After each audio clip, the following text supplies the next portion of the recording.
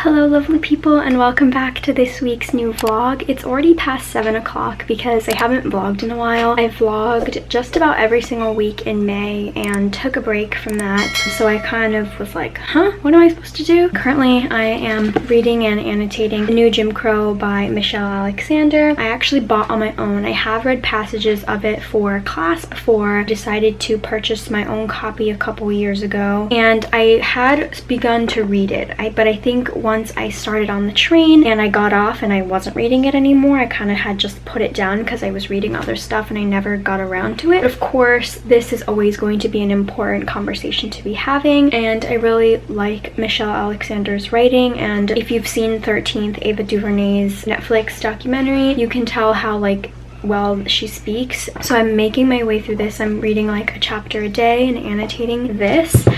But I do have 4 books to talk to you about. As you can tell from the title of this specific reading vlog, it's my very first arc. I'm not special, cool, or anything. I've won 3 Goodreads giveaways, and one of them just happened to be an arc. So it's Beatriz Williams' Her Last Flight, which is coming out on the 30th. So I wanted to read it a little bit before so I can still keep up with the hype. And then this is one of the most anticipated books of the year, and it's Home Before Dark by Riley Sager. Holy crap, I'm really excited. It doesn't come out officially until June 30th. This was released last month, and this is Parachutes by Kelly Yang. This was in my haul video. Go watch that here, as well as this one, Dancing at the Pity Party, which is a graphic memoir, so it shouldn't take me too long. But because it's regarding grief, I do plan on reading it on Father's Day. This is about her dead mom. Smells really good. Smells like Japanese picture books. I have yet to finish my chapter of this for today. This was what I will be doing, but I think first I want to get to Home Before Dark because that is like my most anticipated read. So definitely these 2 books are higher on the priority for this week because they're coming out on the 30th, and I want to give you my thoughts if you are interested in getting them. Hopefully I can get to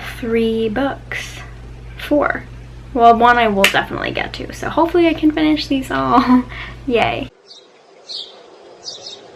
I woke up today, filmed my lookbook, messy aftermath, cleaned that up, worked out, washed my body. But before that, I did start reading this. I didn't read it last night. Actually, I only read The New Jim Crow, my chapter for the day. It's about mass incarceration in the age of colorblindness, which mass incarceration has just become the new Jim Crow. And Michelle Alexander is explaining or arguing how the Jim Crow era might be over, but it is so ingrained in the law that Americans, white people, have found a way to keep Black people at the bottom. I've been reading, highlighting, underlining, taking notes. I tab whatever I find shocking, mostly that new facts that are just like super mind-blowing to me that I didn't know about and stuff like that. So yeah, I have to do my chapter for today. I think I'll get started on that soon, but this is Riley Sager's 4th book. Maggie Holt is now an adult, and her father, when she was younger, about 5 years old, her family bought the Bainbury Hall, a mansion, a Victorian estate, and they lasted there for 20 days because it's like haunted, there's ghosts, and her father, Ewan, writes a memoir, and this is how they become kind of rich and famous. She's growing up having people be like, what was it like living in a haunted house, blah blah blah. And when her father dies, she has inherited this home and she goes back there. It's alternating between Maggie, like real time, what's happening in her life, and her father's book, which I feel like is very Riley Sager to alternate and have different timelines. I've literally 2 chapters into it. It's really good. It's reminding me a lot of Ruth Ware's The Turn of the Key so far. Let's get to annotating. Today, ABC aired Let It Fall, Los Angeles, 1982 to 1992 on police brutality, specifically like the Rodney King case and the riots that occurred in LA. So we watched that as a family, and it's like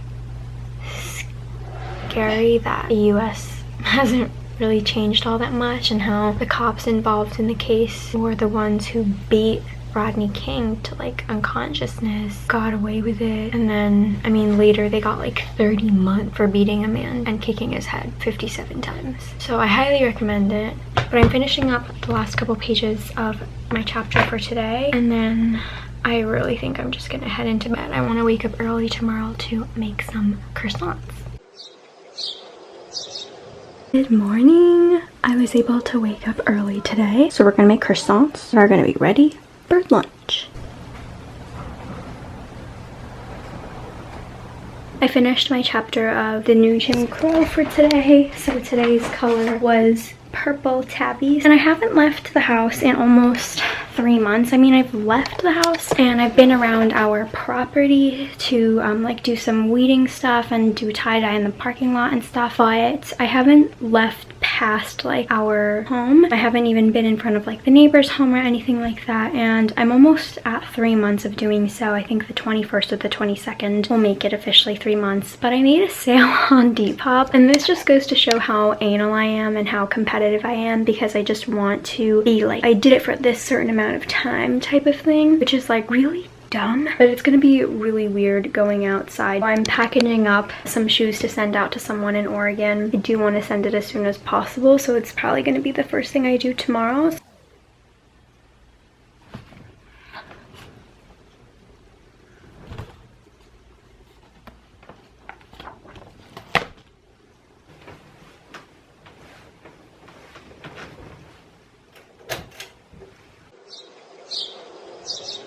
Morning. Last night I did finish Home Before Dark by Riley Sagar, so I'm going to talk to you about it. But first, this is my OOTD. I'm wearing a jumpsuit from Faithful the brand. I actually have this in a dress as well, but I'm about to leave for the first time in like 90 something days. Ate lunch and I'm back now, and I wore my new shoes out that are featured in my summer lookbook that I'm waiting to upload right now, so go check it out if you haven't seen it yet. And I got like 6 blisters now. My toes are tender. It was weird going out. There's a lot more people out than I thought. Good to know that the post office still hasn't fixed their air conditioning, so it was fucking hot in there. And for today's reading, I think since I'm going with the priority books, I am going to get started on Her Last Flight by Beatriz Williams. Holy crap, this book, 5 stars. First of all, one of my most anticipated books of the year, and he did not disappoint. It was so good, and it makes you question like, oh, is this house really haunted? Are ghosts real? And I don't believe in ghosts like 98% of the time, depends on where I am. But my family is Buddhist, like my family in Japan, so a part of me does believe in like spiritual stuff, but it really makes you question what's real and what's not, which created a lot of suspense. There's a part in this book about snakes. Their house was infested with snakes, and I do not like snakes. I don't even look at photos of them. I need to turn the page, swipe out right away. And so at night when I finished this book, I was thinking about like when I was a kid, I was scared and I always needed to close the closet doors before I went to bed because my bed faced it. And then now as an adult, I can't even walk across my floor without the lights on because I'm afraid of like non-existent snakes coming at me, thinking about them crawling up on me. I just couldn't deal with. And of course the twist at the very end that reveals it all was just terrifying. It was like shocking. I mean, I knew some sort of twist was coming, but I didn't expect it then, and just amazing. 5 stars, highly recommend. I think by the time this vlog comes out, it should still be available for pre-order, I think, because it comes on the 30th. Please read this. And I'm also gonna link Gabby Reed's her video. She also, I'm gonna go watch that right now because I've been waiting for her thoughts on this because I know this is an anticipated book for her as well.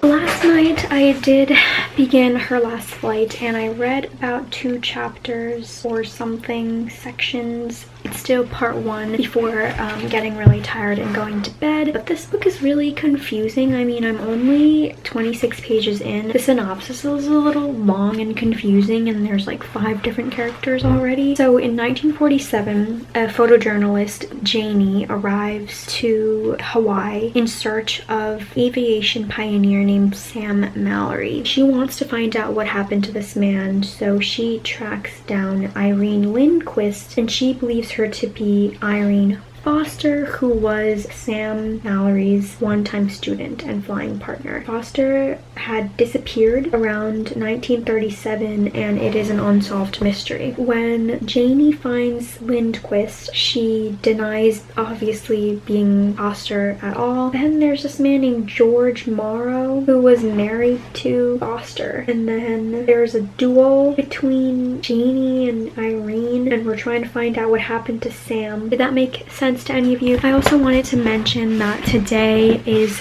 Juneteenth. I'm looking at a little Instagram informational thing. Juneteenth obviously combines June 19th, and it's not the day that enslaved people were freed. It was actually the day that slaves in Texas found out that they were free and had been for about 2 years or so. So it's celebrating the end of slavery, I guess the official end. So this happened on June 19th in 1965, when in fact the Emancipation Proclamation came before January 1st on 1863. But I mean, if you didn't tell the slaves that they were free, you could keep them under your control. Juneteenth became a symbolic date representing African American freedom. It emphasizes education and achievement. It continues to be highly revered in Texas decades later, with many former slaves and descendants making an annual pilgrimage back to Galveston on this date. I feel like now especially we should be focusing on this and celebrating the fact that yes, slavery has ended, but also, since I'm reading the Jim Crow, to looking into how racial segregation still exists within the society, in people's minds, but also within law, and figuring out how we can dismantle that. So please read up on like Black culture, celebrate Black culture, but also continue to educate yourself on what's going on. I think I'm gonna give my finalized thoughts. I have one chapter left for tomorrow, so I'm gonna talk about this after. I've obviously been eating it up. It's like attending a lecture that is so profound and I really enjoy going to. Last night I did finish The New Jim Crow by Michelle Alexander. Officially, I don't have a rating for this because for nonfiction books I prefer not to give it ratings, but for Goodreads purposes I did give it 5 stars in support of the author. I really like the way that Michelle Alexander writes and how she breaks everything down, so it's very easy to comprehend and the examples are like perfect. As you can see, I have many sticky tabs on here. They're not like color coded or anything like that. They're separated by chapters. The tabs just symbolize things that I found really shocking, surprising, or factual evidence that I can keep in my mind. I'm glad that I finally went back to picking this up. Janie Everett is the photojournalist, so there's passages of her book. I can't say that it's interesting so far. This is the first historical fiction that I've read in a long time. I mean, I do read a lot of Tessa Dare, but I'm reading that more for the romance rather than the historical aspect of it. So it's a little bit slow going, but I hope that I can finish it today. I obviously have a lot, but since it's Father's Day, it's Sunday, my priority is going to be reading this. So this is following Tyler Fader's graphic memoir about her mother. She was diagnosed with late-stage cancer in her freshman year of college, I think. Sort of her grief and dealing with a sick mom who you know is possibly gonna die. I'm on page 7 and straight off the bat I'm already like, yes. Nobody wanted to talk about any of it. Nobody wanted to talk about any of it. Your family are your allies, but you're all stuck in your own grief. Friends were sweet, professors were understanding for me. I definitely didn't want pity, no. I didn't mind making people feel uncomfortable about it though. So accurate, they tell you like this is the stages, this is actually how you go through it. Definitely a lot of this. Me too. I lost a whole lot of weight when my dad died and I didn't even realize it until like 4 months later. I finished and I didn't cry. There was a moment where I thought that I would. As the years continue to pass by, I worry that I'm forgetting her. I feel like I'm on one of those moving walkways at the airport and I can see her getting smaller and smaller as I travel slowly into the future without me. Like she's forgetting the sound of her voice and she just feels like she isn't thinking of her mom enough, I guess, and I definitely can relate to that. I have my walls decorated with like my dad's photos, and I think of my dad every day in little ways, and I just sometimes feel like that's not enough. And I'm so grateful that he was a photographer, so he like loved taking all these family pictures, that we have so many family photos. It sucks that he's not in many of them because he preferred to be behind the camera, but he took a lot of home videos for our grandparents and he would send them to Japan. We can watch those and hear his voice and his laughter, but it did bring up a lot of good points on how to approach someone who has dealt with death and is grieving, what it feels like knowing someone who has gone through something similar and experienced this. I know some people who have gone through this, but it's always such a hard thing to talk about, and it's so like awkward, so I just feels nice to be reading about something, an activity I could do alone but still feel like I relate to someone. It's Monday. My desk is a mess as I prepare to eat my lunch, which is just leftovers, and prepare to wrap up this vlog. I'm flustered. I guess I would say this was my first read of the week. I finished The New Jim Crow. Technically, I'm not rating it, but this is a 5-star read on Goodreads at least, and in my mind. Then I went in with my most anticipated book, or at least the first half of the year, and that was Home Before Dark by Riley Sager. 5 stars. Loved it. Dancing at the Pity Party, since it is also nonfiction, not giving a rating, but I really appreciated feeling seen and heard in regards to grief. I'm still making my way through Her Last Flight. I'm now 129 pages into it, and it's getting a little bit more interesting. It's picking up now, and I obviously haven't finished, so I don't have a rating, but I actually have a whopping total of 949 pages this week. I did listen to an audiobook, which is for a different video, so I can't count it for this vlog, but I'm glad that I read almost 1,000 pages. I'm surprised because I stuck to physical reads and I was still able to read a decent amount of pages. These two are coming out on June 30th, so you still have time to pre-order them. These are very different types of books. This is more like a thriller, which is really exciting, keeps you on your toes, and this one is a historical fiction. It's a little bit more slow going and takes some time to get used to. We'll see what my definitive thoughts are, but I'm gonna eat lunch and then start my romance-a-thon vlog after that, because that's happening this week.